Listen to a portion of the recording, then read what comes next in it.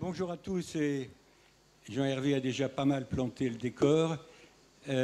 Donc, nous amorçons cette session inaugurale avec trois invités prestigieux que je ne vais pas passer mon temps à présenter tellement ils sont connus.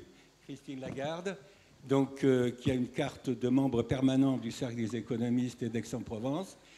Après une carrière, j'ai pas dit après une carrière très brillante parce que ta carrière est loin d'être terminée, mais disons dans une carrière très brillante, tu as été nommée présidente de la BCE. Laurent Berger, à mes côtés également, vient d'être réélu. Alors, je t'ai dit que j'aimais beaucoup l'Afrique, alors j'avais envie de dire, avec un score africain, tu as été réélu secrétaire général de la CFDT pour un nouveau mandat de 4 ans, si je ne m'abuse, et tu es en même temps président du Conseil européen des syndicats, fonction à laquelle tu tiens à juste titre. Et puis nous avons un troisième participant à cette table ronde. Je ne sais pas si on la voit. C'est moi. Gail Smith. Merci beaucoup. Chacun parle sa langue. C'était ça la règle du jeu et c'est ça la règle du jeu. Donc, merci beaucoup pour être avec nous. L'ordre d'intervention, ça va être Christine, Gail Smith, Laurent, et puis moi en intro, mais je voudrais vraiment vous laisser la parole vite. En intro, je dirais quelques mots pour introduire le débat. J'ai trouvé d'ailleurs que le titre du colloque est magnifique, il est positif, et le titre de notre session est un peu plus frightening, comme on dirait en anglais, puisque que risque le monde? J'espère que vous allez aussi parler des opportunités ou des sujets qu'on peut relever et pas uniquement des risques. Alors, avant de dire quelques mots, comme je l'ai dit, je voulais juste définir la règle du jeu pour le débat. Chacun d'entre vous va avoir 7-8 minutes pour ses propos liminaires, ce qui nous permettra d'interagir. Pour ceux d'entre vous qui voudraient intervenir, c'est un peu compliqué dans une salle aussi nombreuse. Donc, la consigne qui m'a été donnée, c'est de dire, vous allez sur le site du Cercle des économistes, vous posez votre question et j'essaierai de ne pas faire de censure sur les questions, j'essaierai de les prendre comme elles viennent. L'iPad est là, mais pour l'instant, évidemment, c'est un peu tôt, il n'y a pas de questions. Bon, moi, je voulais dire quelques mots qui rejoignent... Alors peut-être, je ne sais pas s'il faut dire de manière justifiée ou lancinante, le clivage qu'a rappelé Jean-Hervé entre le court terme et le long terme. Ce qui me frappe, c'est que quand on raisonne sur le court terme, je dirais, presque tout a changé en très peu de temps. Et c'est la vitesse de changement, c'est-à-dire de l'installation dans un nouveau régime macroéconomique qui, à mon avis, moi, m'a surpris, mais je ne dois pas être le seul. Quand je dis ça, changement de vitesse avec lequel on est passé d'un régime macro à un autre régime macro, il n'y a pas très longtemps, on estimait que l'inflation était trop faible. C'était le sujet des banques centrales. Pas besoin de vous faire de dessin. Aujourd'hui, l'inflation est un peu forte. Et c'est le sujet des banques centrales.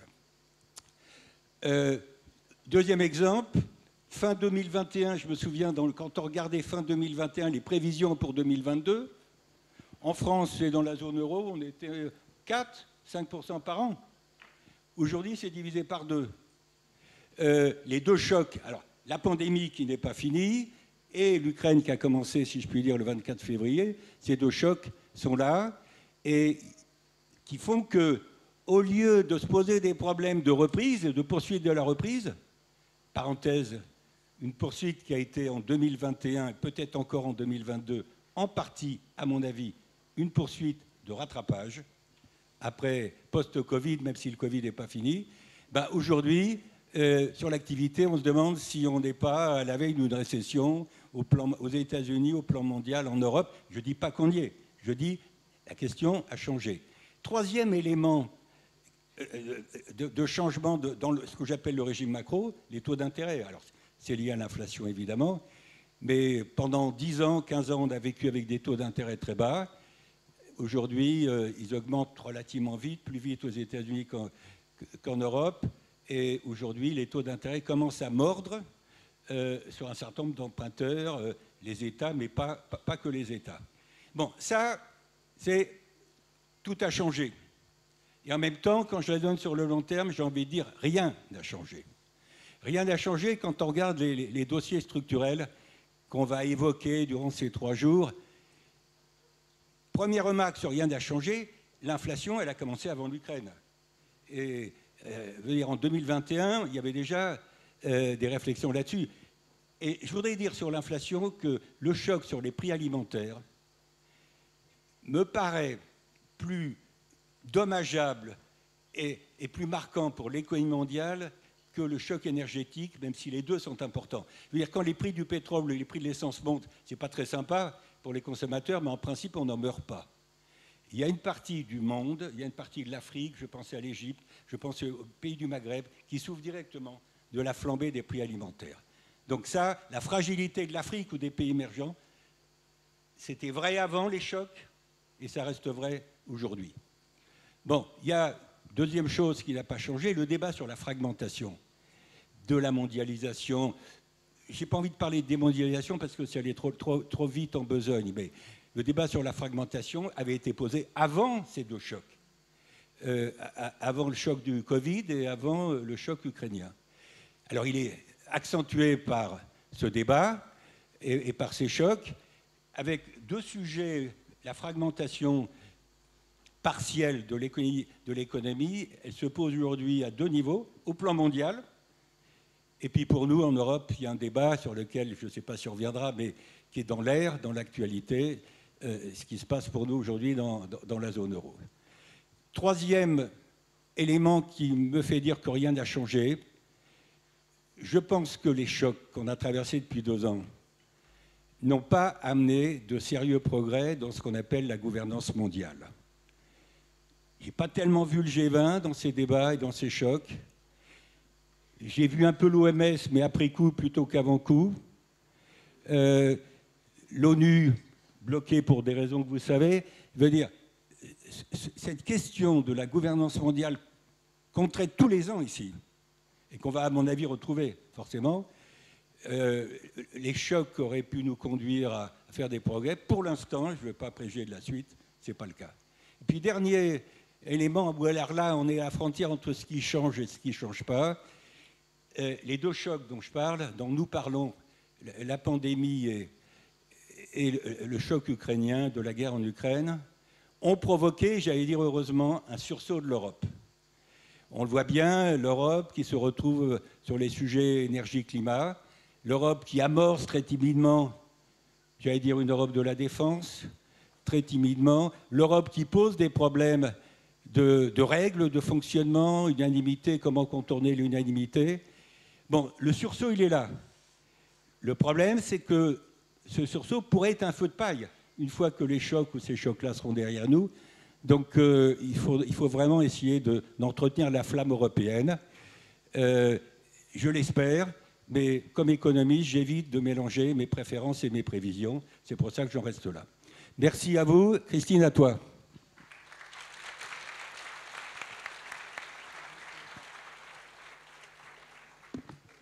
Merci beaucoup, Christian. Et merci tout particulièrement de remplacer au pied levé Laurence Boone, qui normalement aurait dû animer ce débat. Et je voudrais en profiter pour féliciter devant vous tous Laurence, qui a été élevée au rang de secrétaire d'État à l'Europe et dont je me réjouis qu'elle prenne ses fonctions.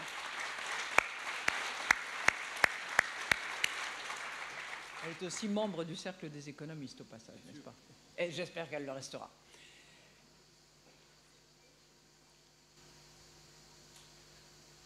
Quel risque pour le monde? Vaste programme, aurait dit le général. Alors, dans les fonctions qui sont les miennes, j'aurais pu vous parler d'inflation, mais il y a une excellente session dans l'amphi numéro 3 sur précisément le sujet. Je ne vais pas leur voler le sujet. J'aurais pu vous parler de stabilité des prix et de la détermination de la Banque centrale à ramener l'inflation à 2% à moyen terme.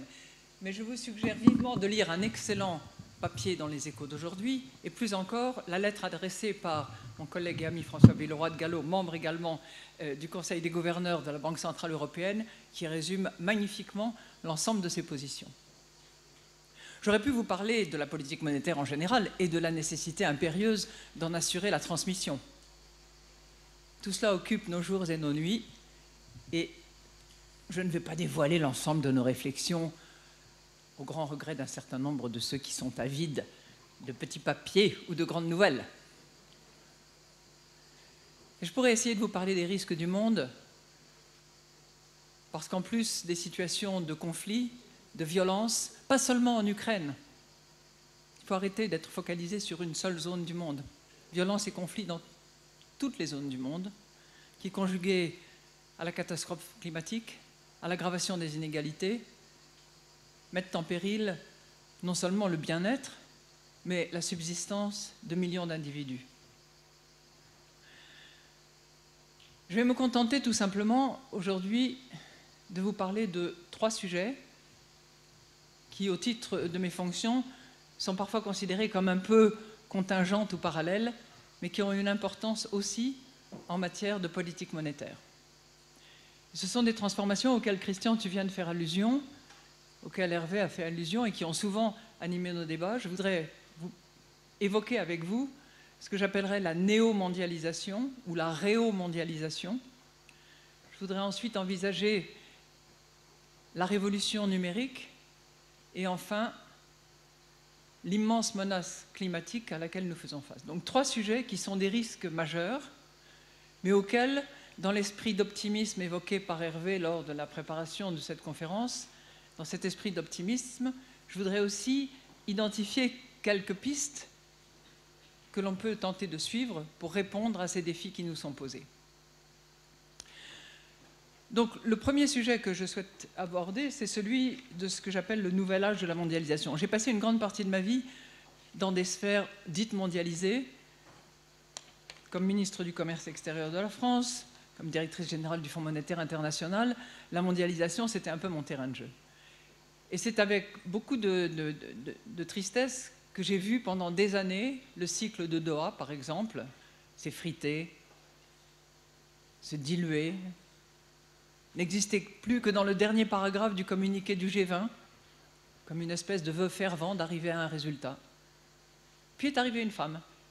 Pardon, hein, vous allez l'entendre peut-être à plusieurs reprises, ce goût certain que j'ai pour la qualité des femmes à réaliser un certain nombre d'objectifs. Est arrivée Ngozi. Je ne sais pas si Ngozi participera aux différentes réunions qui se tiennent pendant ces 2 jours, mais à force de détermination, avec l'expérience qui est la sienne, elle a réussi à arracher 3 éléments d'accord au sein de l'OMC. Elle n'a pas encore réformé l'OMC, ce que souhaitait faire Pascal Lamy, avec grand courage. Elle s'y attellera sûrement, mais en matière de pêche, en matière de médicaments, en matière de licences, des progrès ont été réalisés. Pour autant, pendant les années de pandémie, le commerce mondial a baissé de 25%. Pas moins de 25%, alors qu'on avait une situation de commerce mondial en général qui croissait plus vite encore que la croissance du PIB mondial. Elle a baissé de 25%. Et on s'est aperçu à cette occasion, par le biais des pandémies, par le biais de la guerre en Ukraine, qu'on était en train de passer de ce que Larry Summers a appelé le just on time au just in case.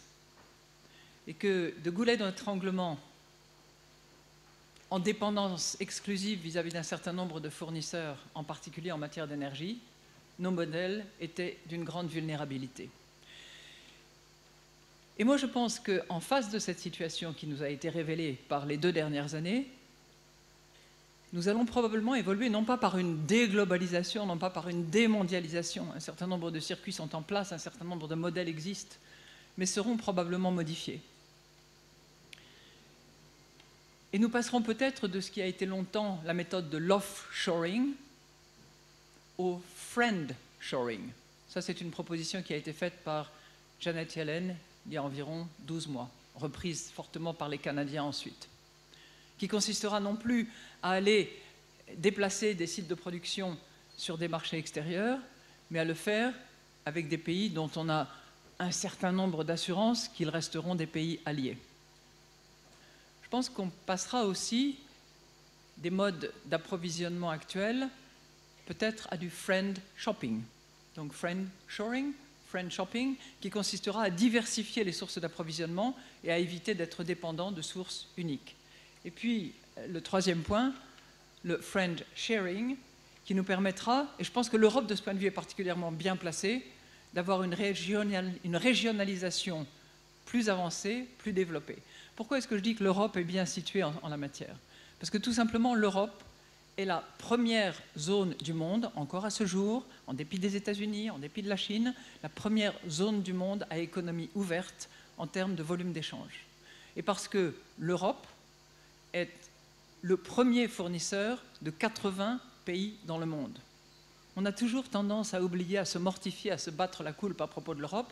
Non, il y a un certain nombre de réalités européennes dont il faut se rappeler. Nous sommes, les Européens, les premiers fournisseurs de 80 pays dans le monde. Et je pense que ce microcosme large est un laboratoire idéal de ce friend shoring, friend shopping, friend sharing. On peut le faire. Une piste supplémentaire qui nous permettrait de le faire un peu mieux, parce que si les produits circulent bien, si les services circulent finalement assez bien, même si la directive n'est pas complètement mise en œuvre, il y a un domaine qui est un domaine criant de manque et d'insuffisance de volonté et de détermination politique. Je sais que mon ami Bruno Le Maire sera là dimanche, j'espère qu'il m'entendra, en tout cas vous le lui direz. Il y a un domaine dans lequel il faut impérativement avancer, c'est le marché unique des capitaux. On savait tous très bien que l'union bancaire, réalisée aux 2/3, ne serait pas finalisée dans l'année. Il y a trop d'éléments de risque qui sont en jeu sur ce sujet-là. Mais sur le marché unique des capitaux, ce ne sont pas des problèmes techniques, ils sont résolubles, les problèmes techniques. C'est une détermination politique permettant d'avoir en Europe un marché profond, un marché liquide qui nous permette en particulier de financer toutes les capacités innovantes qui existent sur notre continent. Voilà. Ça, c'est... Ouais. Tous les amateurs du marché unique des capitaux, merci. Je sais que toutes les autorités de marché national ne sont pas toutes sur cette ligne-là, parce qu'elles se demandent ce qu'elles vont devenir si jamais on pouvait avoir un marché unique des capitaux. Mais il faut aussi se poser cette question-là. Deuxième sujet que je veux aussi aborder, qui est à la fois un risque et en même temps une opportunité, c'est la révolution numérique. On s'est aperçu à l'occasion de la pandémie, que ce soit par le télétravail, par la télémédecine, par le téléenseignement, par l'e-commerce et les progrès qu'il a réalisés, que tout d'un coup, on était fondamentalement numérisé. Cette numérisation, on considère qu'elle a accéléré d'à peu près 7 années à l'occasion de la période de la pandémie. La virtualisation des services qu'on observe actuellement, on n'est pas encore à la 3D printing, je ne sais pas comment... les impressions en 3 dimensions qui nous permettront d'aller au-delà des services et d'aller vers les productions. Mais la virtualisation des services peut de toute évidence donner un nouveau souffle et des gains de productivité à nos économies, permettant de freiner la croissance des coûts unitaires de production, de baisser éventuellement l'inflation, sans pour autant peser sur les salaires.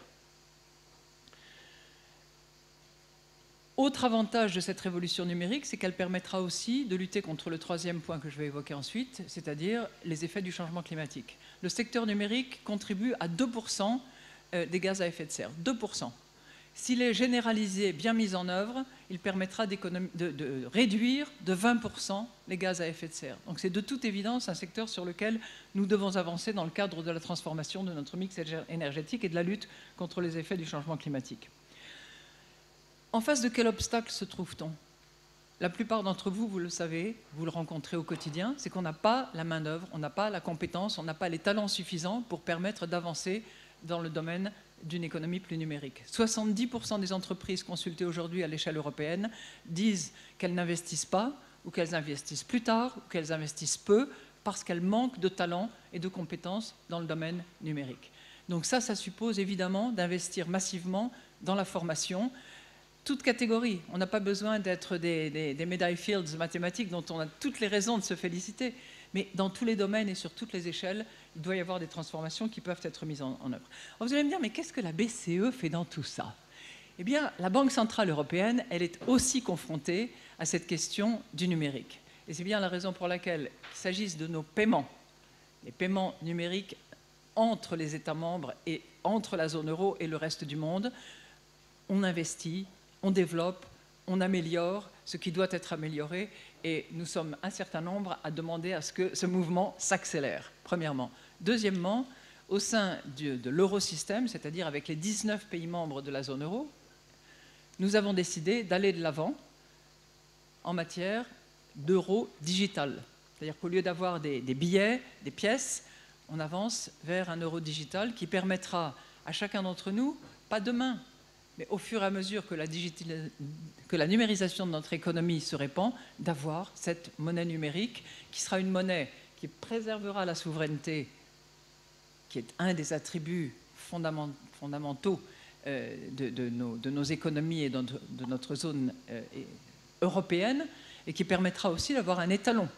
Parce qu'imaginons le jour où un certain nombre de monnaies d'ordre privé, ou qui se disent monnaies et qui ne le sont pas nécessairement, ont besoin d'un élément de référence et de s'adosser à une monnaie, que ce soit le dollar ou l'euro, il faut au minimum que cet euro-là soit numérique.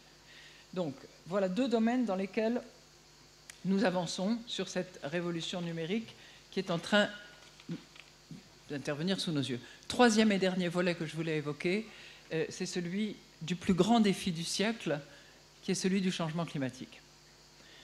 D'ici 2030, 120 millions de personnes pauvres aujourd'hui seront victimes de la sécheresse, des inondations, de la chaleur extrême. Il n'y a pas que nous qui souffrons de la chaleur extrême, si j'ose dire. C'est beaucoup plus grave et c'est évidemment de nature à remettre en cause la vie d'un certain nombre d'entre nous. Deuxième aspect, cette lutte contre le réchauffement climatique, elle nous permettra aussi de renforcer notre indépendance énergétique et par conséquent notre sécurité au sens plus large. Vous allez me dire une fois de plus, mais que fait la Banque centrale européenne dans cette galère? Parce que normalement, tout ce qui concerne le changement climatique, la réalisation des engagements pris dans le cadre de l'accord de Paris, ça relève des gouvernements. Non, ça relève des gouvernements, évidemment, et ça relève aussi de chacun d'entre nous.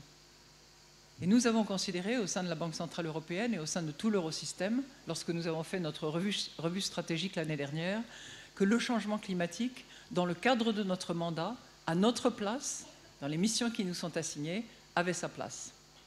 Et c'est dans ce cadre-là que nous avons intégré le changement climatique dans nos modèles macroéconomiques. C'est dans ce cadre-là que nous verdissons et que nous avons commencé maintenant, ça a été annoncé il y a quelques jours, le verdissement de nos portefeuilles et non monétaire et maintenant monétaire. C'est dans ce cadre-là que nous exigerons des disclosures de la part des entreprises dont les titres seront pris sous forme de collatéraux. Et c'est ainsi que nous allons continuer à avancer aussi en matière de notation et d'évaluation des titres afin d'avoir une bonne gestion du risque. Donc, chacun à sa place, chacun dans sa mission, chacun dans son mandat, nous pouvons aussi lutter contre ce risque majeur. Et je ne suis pas du tout innocente, je sais pertinemment que le rôle qu'une banque centrale de la taille de la Banque centrale européenne peut jouer est de nature à catalyser les efforts d'un certain nombre de banques. Cet après-midi, nous allons publier les résultats d'un test. Alors, je prends mon petit papier parce que je ne veux pas vous dire de bêtises, ça relève de la supervision, qui, vous le savez, est un tout petit peu séparée de l'activité purement banque centrale.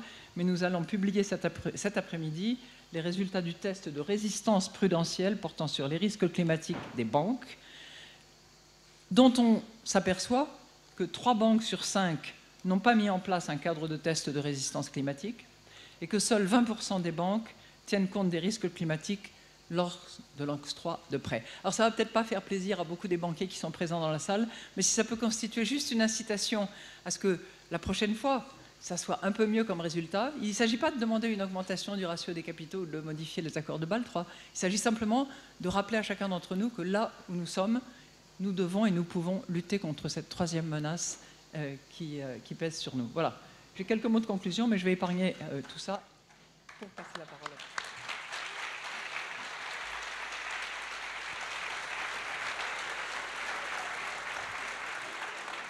Merci beaucoup, Christine, et je pense qu'on aura l'occasion, j'espère qu'on aura le temps. J'ai du mal à gérer le temps, parce que d'habitude, au cercle, moi, c'est quand même aussi, je pense, mon 22e exercice, il y a toujours une dame qui... Elle est là, mais il faut se mettre... C'est pas par rapport à toi, Christine, c'est de manière générale pour m'aider à gérer le temps. Bon, je me rends compte que j'ai oublié de présenter tout à l'heure, et c'est une erreur de ma part, Madame Smith, qui est en ligne, qui nous fait la gentillesse de parler. Vous êtes levé peut-être un peu tôt, compte tenu du décalage horaire. Merci beaucoup. Donc, Madame Smith est directrice générale d'une grosse ONG qui s'appelle One. One travaille beaucoup sur les problèmes de développement sur les questions de pauvreté, sur les maladies, les vaccins, etc. Et vous avez joué un rôle très important face à la pandémie. Vous avez été conseillère de plusieurs présidents américains, de présidents démocrates. On est ravis de vous avoir avec nous, voilà, et de vous écouter. Tout à l'heure, rapidement, j'ai dit un mot sur l'Afrique, et j'imagine que ça vous concerne aussi directement quand j'ai parlé de l'explosion des prix des matières premières et les conséquences pour l'Afrique. Mais voilà, c'est à vous de nous dire le message que vous voulez nous faire passer. Merci encore. Chacun par sa langue. Un grand merci. Oui, pour vous permettre de bien gérer le temps, si je prends trop de temps, envoyez-moi un petit message, faites-moi un geste et je vais réagir. Si seulement j'aurais pu être avec vous à Aix aujourd'hui, je vais démarrer en faisant face à une question qui est souvent levée. Est-ce que la mondialisation est immobile maintenant? Est-ce qu'elle a échoué ou est-ce que ça va aller? On n'a pas encore atteint la mondialisation. On n'a pas encore une économie mondiale. On a une mondialisation personnelle et deux économies mondiales. L'une qui fait face aux différents chocs, mais qui possède beaucoup de résilience, et l'autre qui n'en a pas. En ce qui concerne l'avenir, je n'ai pas de bonnes nouvelles, mais je suis sûre que l'on peut faire quelque chose. Nous avons devant nous une division accrue, un conflit accru. Nous avons déjà vu une augmentation dans la pauvreté extrême pendant les 25 dernières années, et il y a d'autres vagues à venir. Il n'y a aucun événement unique qui va sculpter l'état d'esprit de beaucoup de nos jeunes. Le fait que pendant une pandémie mondiale, les pays riches ont pu avoir un taux de vaccination au-delà de 70%, jusqu'à 75%. Les pays pauvres sont autour de 14,5%. Les pays riches avaient 6 mois d'avance dans l'obtention de leur vaccin. Cela veut dire que même devant une menace mondiale qui menace tous les pays sur la planète, ce n'est pas juste. Et dans le cas d'une pandémie, ce n'est pas très sage comment les choses se déroulent. On voit aujourd'hui une crise énorme qui a été déclenchée par l'invasion russe de l'Ukraine, qui est beaucoup plus importante que les crises de 2007 et 2008, où on a vu des défilés dans différents pays. Aujourd'hui, on voit les pays pauvres avec un problème de dette, et ceux qui fonctionnent le mieux ont un déclin dans les revenus, et ils n'ont pas de coussin, ils n'ont pas de réserve. Donc, il y a un vrai danger ici. Et le danger a pris racine dans notre façon de regarder l'économie mondiale à l'avenir. Christiane l'a déjà évoqué. On peut voir la numérisation, on peut voir le climat climatique. Et on aborde cette question de gouvernance locale. Il faut savoir ce que l'on peut apporter, ce que l'on peut faire. Moi, j'identifie 5 choses qui donnent matière à réflexion. Tout d'abord, la crise alimentaire. C'est terrible, mais la crise des fertilisants est encore pire puisque ça va faire décroître les récoltes. Donc, la distribution de ces fertilisants n'est pas du tout égale des engrais, les produits d'engrais. Qu'est-ce qu'on peut faire? On peut utiliser la gouvernance mondiale à notre disposition pour mieux maîtriser le secteur des engrais, pour faire en sorte que la production ne chute pas dans les pays qui sont les plus fragilisés. Deuxième, il y a une décision prise récemment avec les 660 millions de SDR. Les pays riches n'allaient pas en profiter pour laisser l'avantage aux pays pauvres. C'était une décision formidable. On est à 60 millions d'aujourd'hui, mais le financement n'est pas encore sur place. Et ça, il faut modifier cela. Je peux parler de 3 choses dans le long terme. Je travaille avec beaucoup de jeunes aux États-Unis en Afrique et en Europe. Et les jeunes pensent avec beaucoup de courage à la demi-siècle à venir. En 2020, il y a une entité qui sait parler de ce qu'il faut faire avec l'économie mondiale. Et oui, ensuite, on a besoin d'une mission spéciale pour l'Afrique. Il faut imaginer comment le G20 va devenir une entité qui peut aborder toute l'économie mondiale et non pas seulement la partie qui s'enrichit. Deuxième chose, il faut favoriser les banques de développement. Ce sont des institutions clés pendant la pandémie et on peut dire qu'ils n'étaient pas très agiles, ils n'étaient pas très innovants non plus. Et il y a beaucoup de capitaux qui peuvent être libérés et on a besoin de modernisation pour gagner l'agilité nécessaire. Et les modèles anciens ne fonctionnent pas lorsqu'on fait face à des crises qui s'accélèrent. Troisième point, un peu polémique, mais restez avec moi. Christine a évoqué le changement climatique. Il n'y a aucune menace plus importante que le changement climatique. Et cette problématique dans les pays pauvres, pour des raisons que l'on peut bien comprendre, beaucoup de pays, y compris les G7, ont décidé qu'ils ne vont pas investir dans les projets de combustibles fossiles, ce qui est logique. Mais au niveau pratique, ça veut dire que l'Afrique n'aura plus de financement pour utiliser un gaz naturel pour un combustible de transition. Ils ont beaucoup de potentialité, jusqu'à 60% de la capacité mondiale de l'énergie solaire, mais seulement avec 1% de la capacité du sol. Aujourd'hui, les pays contactent l'Afrique puisqu'ils ont besoin du gaz naturel à cause de la Russie, mais l'utiliser en tant que combustible de transition, ça augmenterait les émissions d'Afrique tout en investissant dans cette capacité renouvelable pourrait transformer ce marché. Si on ne le fait pas, on envoie le signal qu'on vous dit bonne chance dans le développement de votre première usine solaire. C'est la première sur la planète, parce qu'on ne peut pas utiliser votre gaz naturel. Donc, il faut vraiment identifier les transitions. Il faut faire en sorte que le terrain de jeu soit égal. Il y a énormément de divisions politiquement, économiquement parlant, et même au sein d'un pays. La meilleure chose à faire est de prendre des étapes pour des mesures pour les aider.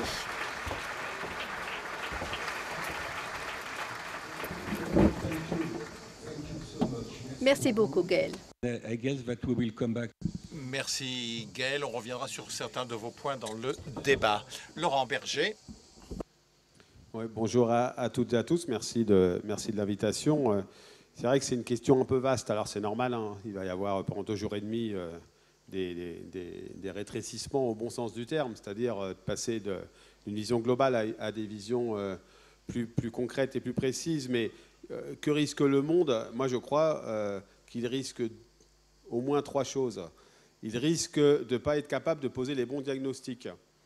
Ça, on peut dire que, malgré tout, les choses ont largement avancé ces dernières années. Il y a encore beaucoup de choses à faire, mais je pense que ça a progressé.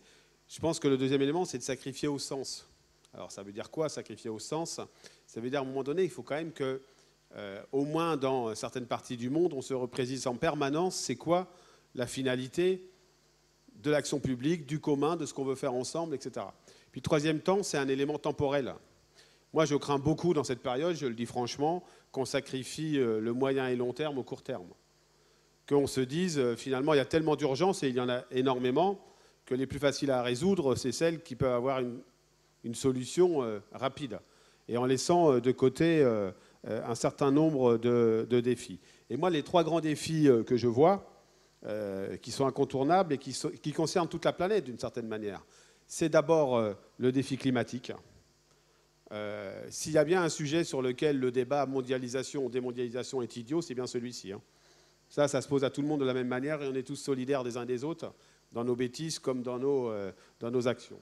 Mais j'ai un peu de crainte quand je disais sacrifier au moyen et long terme, que ce défi-là, il fasse l'objet de beaucoup de discussions, de beaucoup de débats, mais trop peu d'actions. Le deuxième élément qui me paraît fondamental, c'est le défi des inégalités. C'est vrai que la mondialisation, elle a permis à des millions de personnes de sortir de la pauvreté. Mais elle a aussi créé de fortes inégalités, une polarisation des richesses et le sentiment de délaissement d'une partie des populations, notamment des populations occidentales et européennes, et je parle des classes moyennes. Et puis, le troisième élément, c'est le défi démocratique. On s'amusait, si c'était un amusement d'ailleurs, à l'autre jour avec nos collègues des organisations syndicales européennes, à compter les États dans le monde où on pouvait ouvertement critiquer ceux qui nous dirigent. Eh bien, on faisait le constat que ça baissait quasiment d'année en année. Et donc, cette question démocratique, elle est fondamentale pour vivre ces défis, ces deux précédents défis que j'ai cités. Et donc, on a besoin de quoi? Moi, je crois qu'on a besoin de changements radicaux, d'orientation radicale, de transformation de nos modèles. On a besoin de régulation pour vivre ces et de négociation ou de dialogue, de gouvernance démocratique pour vivre ces transitions.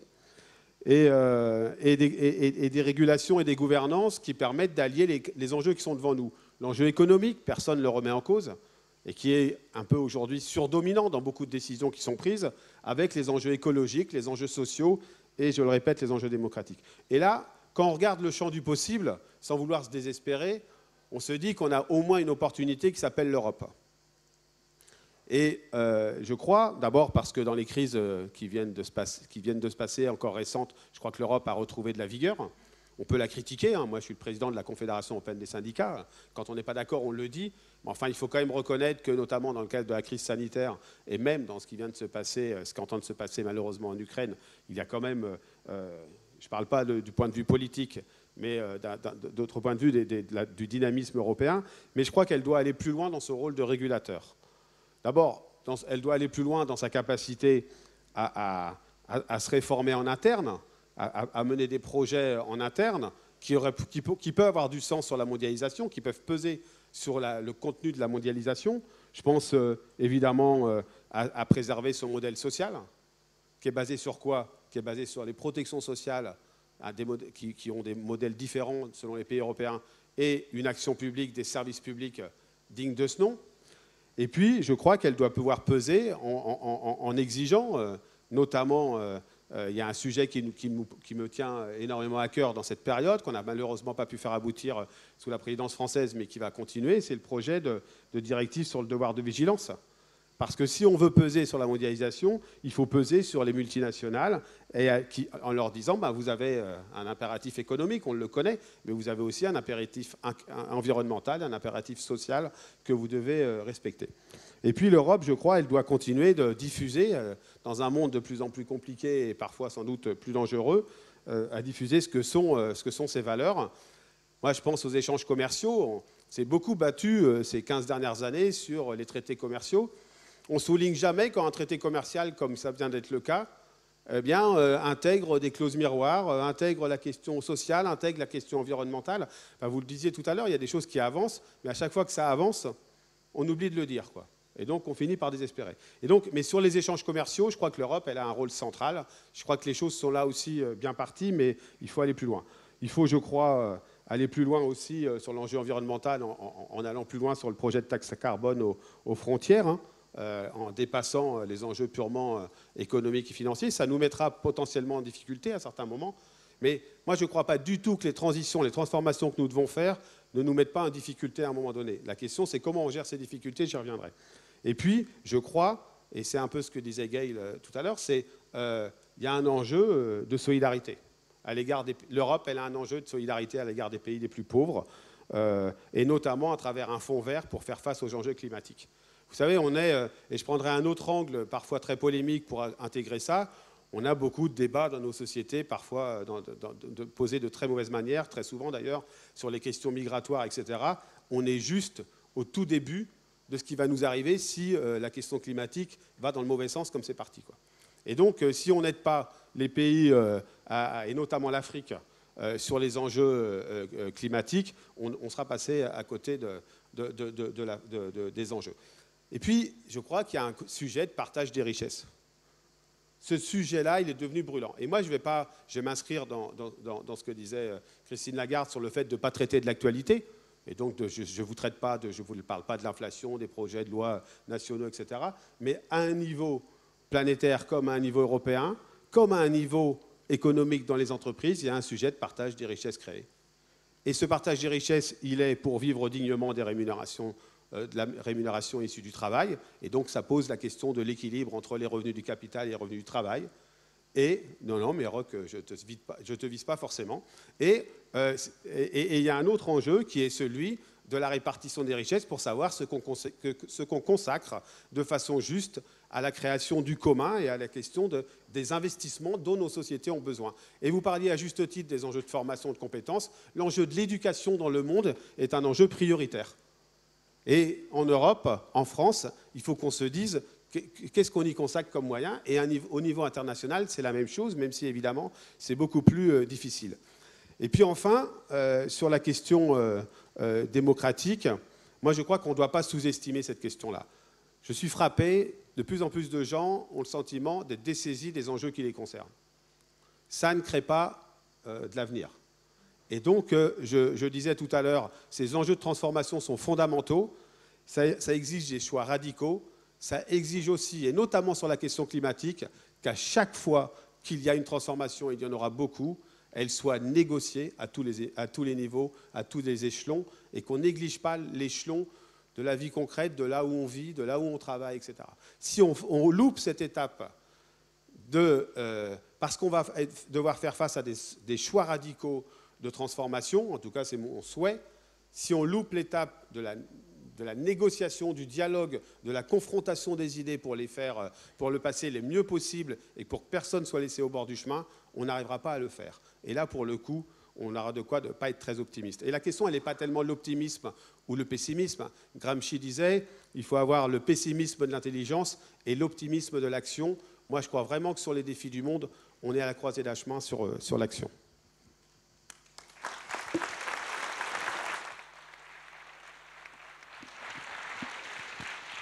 Bien, merci. Thank you very much. Tout ça est à la fois complémentaire et assez convergent, même si la convergence n'est pas un objectif en soi. Mais c'est un constat que je fais sur pas mal de points. Alors, parce qu'il faut qu'on gère le temps par rapport aux sessions d'après, je vais vous poser à tous les trois des questions qui vont mélanger les questions que j'ai reçues et ma propre interrogation, si vous permettez. Je les prends dans le désordre. J'ai 4 interventions. Alors, il y a une première question sur est-ce que le progrès technologique est la cause essentielle des problèmes d'écologie? C'est-à-dire, le progrès technique, problème ou solution par rapport à l'écologie? Je ne sais pas si l'un de vous trois voudra s'y coller. Il y a une question, on a tous un peu parlé de la gouvernance, des problèmes de la gouvernance européenne et mondiale. Et il y a une question qui est la conférence qui traite de la prospective de l'économie et du dérèglement climatique. Ça, c'est les COP 20 successives, 21 jusqu'à 27 aujourd'hui. Mais au-delà des COP et des rapports du GIEC, etc., qui font à chaque fois beaucoup de bruit, le dernier aborde le problème de la sobriété qui s'est imposé dans le débat politique et économique depuis quelques mois, le thème de la sobriété. Est-ce que vous avez envie de revenir? Vous n'êtes pas obligé de le faire, Gaëlle en a parlé. Elle a évoqué l'idée qu'il faudrait quand même peut-être institutionnaliser ou un peu plus le G20. Alors le G20, c'est pas facile parce que la Russie est autour de la table. Bon, alors en ce moment, c'est pas très facile à gérer. Mais voilà, qu'est-ce qu'on peut faire au niveau mondial pour avancer sur ces sujets? Comme l'a dit Laurent, nous sommes tous dans le même bateau. Hein? Voilà 2 questions. Je vais rajouter peut-être un brin personnel. Gaëlle a évoqué la question de la réallocation partielle des droits de tirage spéciaux, en anglais SDR. Bon, je dis ça parce que avec Jean Hervé et quelques autres dans cette salle. On travaille depuis un an pour la présidence sénégalaise de l'Union africaine. Et un des sujets que le Sénégal a mis sur la table pour les 55 pays de l'Union africaine, c'est ce sujet. Alors, on est allé voir l'administration française. La France est plutôt en avance par rapport à d'autres pays sur cette question, mais comme l'a dit Gaël, ça avance pas. Ça avance pas, et par rapport à des problèmes de gestion de la dette, les pays africains nous reprochent un peu, justement, d'avoir lancé ce ballon. C'est la France, d'ailleurs, je crois qu'il a lancé la première, d'une certaine façon, et ça avance pas. Qu'est-ce qu'on peut faire? Et puis sur le numérique, j'ai une question spécifique pour Christine. On ne va pas parler de politique monétaire au jour le jour, rassure-toi. Vous allez lancer, comme les banques centrales, votre monnaie banque centrale numérique. L'euro numérique, comme la Fed lance ou va lancer le dollar numérique, la Banque centrale de Chine, le yuan numérique. La question que je me suis posée et que je te pose, c'est quand tu en as parlé, je crois, pour la première fois il y a un an ou un peu plus, et vous avez dit, il nous faut 5 ans. Est-ce qu'il faut attendre 5 ans pour avoir une monnaie banque centrale numérique? On va peut-être donner la parole à Gaëlle, qui est la plus lointaine. Gaëlle, if you want to react on some issues... Si vous souhaitez réagir, n'hésitez pas à intervenir.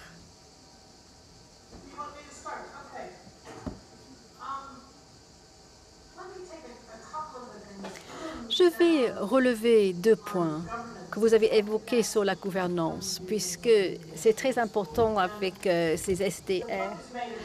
Le point a été évoqué vis-à-vis de la démocratie dans différents pays. Ce sont des défis énormes pour la démocratie. La politique d'aujourd'hui est contre l'intérêt des hommes et femmes politiques. Et ça ne les encourage pas à dire la vérité. La politique aujourd'hui veut que l'on sacrifie dans un moyen terme, et c'est le choix effectué par les politiciens pour pouvoir aller plus loin. Je me souviens, je donnais des conseils à Biden.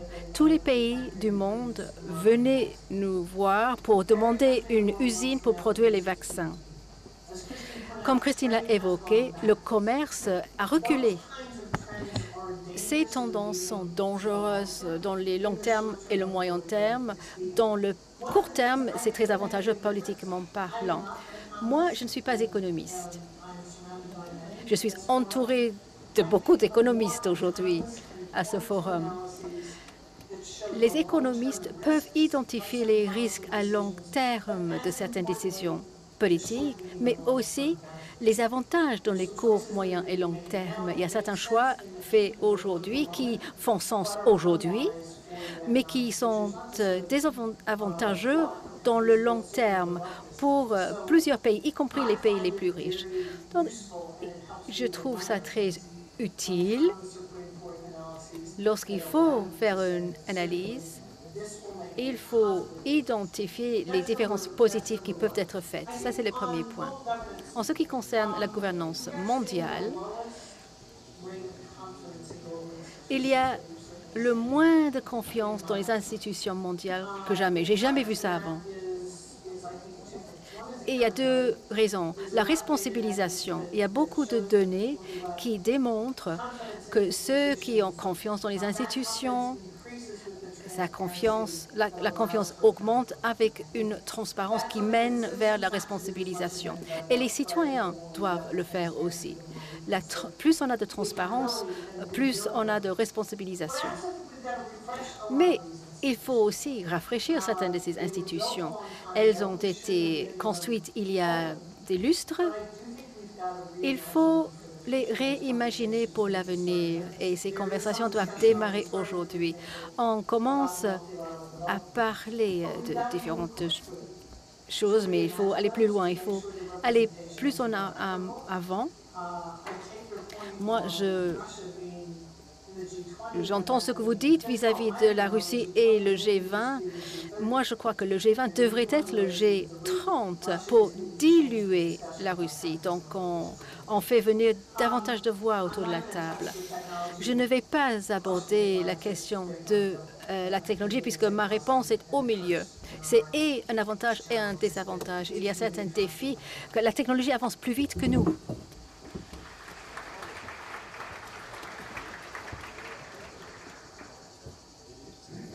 Je commencerai par le sujet technologique et j'aurai la même réponse qui vient d'être faite. Tout ça, c'est une question de volonté politique et de choix humain et d'investissement. La technologie, pour une part, elle a conduit aux difficultés écologiques, mais pour une part, elle est la solution. Ça dépendra de ce qu'on fera et dans quoi on investira.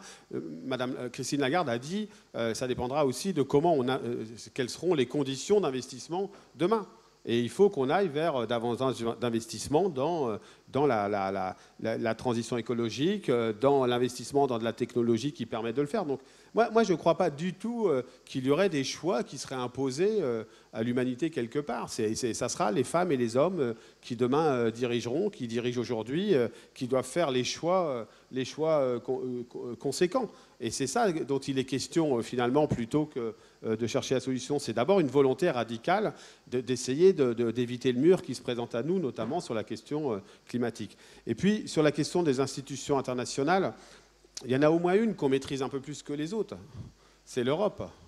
Je ne dis pas qu'on la maîtrise totalement, je ne dis pas que c'est facile, mais c'est quand même là où on a le plus la main. Et c'est vrai qu'il y a une défiance des institutions, des citoyens envers toutes les institutions. Mais vous savez, il y a la conférence, moi j'ai participé à la conférence sur l'avenir de l'Europe, il y avait des panels citoyens. Il y a bien des moments, et cette conférence, elle réunissait des panels citoyens, la société civile européenne, et puis des élus européens, des parlementaires européens notamment, des représentants des États, etc. Mon optimisme, il est plutôt venu des citoyens et de leur vision de l'avenir, et de leur volonté de créer du commun, de créer un modèle de développement qui soit plus sobre écologiquement, qui soit plus juste socialement. Et donc, moi, je crois qu'il faut remettre du débat partout. Il ne faut pas se laisser désapproprier par quelques-uns qui pourraient décider pour nous. Et l'idée, c'est, moi je le crois vraiment, et je crois beaucoup que c'est la démocratie, c'est-à-dire la confrontation des points de vue différents et la capacité à trouver les voies de passage qui nous feront progresser. Parce qu'autrement, on contestera tout en permanence. Et donc je ne suis pas un spécialiste des institutions internationales, mais ce que je sais, c'est que d'un niveau européen, ça c'est possible. Conclusion. Christine a les derniers mots. Je suis complètement d'accord avec ce que Laurent Berger vient de dire, et je pense aussi que même si l'Europe au quotidien c'est pas facile, même si c'est laborieux, même si ça semble avancer un peu de manière désorganisée et plus laborieuse que des décisions qui sont prises au sommet par un président Xi ou par un Premier ministre ici ou là, ça marche et ça fonctionne, et ça vise un bien collectif au sein d'une région du monde très importante. Sur les solutions technologiques, même position que Gaël. Gaël, I love your hair, by the way. J'adore ta coiffure, Gaël, ceci dit. Pardon. It's a blessing and a curse. Et ça dépend de ce qu'on fait. Comme c'était pas Einstein, c'était un de ses collaborateurs qui disait je peux résoudre toutes les équations du monde, mais je ne résoudrai pas la folie des hommes. Et c'est ça. S'il y a une chose qu'on peut craindre et qui est le risque, c'est celui-là, on le voit. Sur le G20, je partage un peu la vision de Gaël consistant à dire aujourd'hui le G20, même si c'est l'instance probablement en termes de ratio efficacité-représentation qui est la meilleure. Pour autant, les pays africains, un continent entier n'y est représenté que par l'Afrique du Sud. Et pour autant, les règles de gouvernance au sein du G20 sont telles que le G20 Finance, qui va se tenir dans quelques jours en Indonésie, va avoir autour de la table la Russie représentée, que personne n'a envie de voir s'exprimer. Il n'y a pas de règles de gouvernance interne pour permettre de gérer cette situation-là. D'autres institutions internationales ont trouvé les moyens de le faire. Je pense à la Banque des règlements internationaux et à quelques autres. Mais donc ça veut dire que cette instance-là, il faut l'améliorer, mais il faut aussi qu'elle ait des règles de fonctionnement qui permettent de se rassembler et éventuellement de pouvoir exclure ceux qui ne jouent pas les règles du jeu. Réallocation partielle des droits de tirage spéciaux, tu as complètement raison. Je pense qu'il faut pousser les institutions Il y en a un certain nombre dont c'est le métier, il faut qu'elles le fassent. Si les pays sont à 60 sur 100 milliards qui doivent être déployés au bénéfice des pays en développement, il faut là aussi les mettre devant les responsabilités. C'est une question de accountability. On ne peut pas dire dans un sommet, on va mettre 100 milliards d'euros au service du développement et les échanger avec les pays africains les moins développés, et puis ensuite rentrer à la maison et ne pas le faire. Donc il faut vraiment jouer le jeu. Dernière question, et avant d'y venir, je voudrais juste avoir une pensée, pour une seconde, pour Shinzo Abe, qui vient de mourir sous les balles d'un assassin. Et c'était un membre du G20, c'est quelqu'un que je connaissais bien et que je regrette infiniment.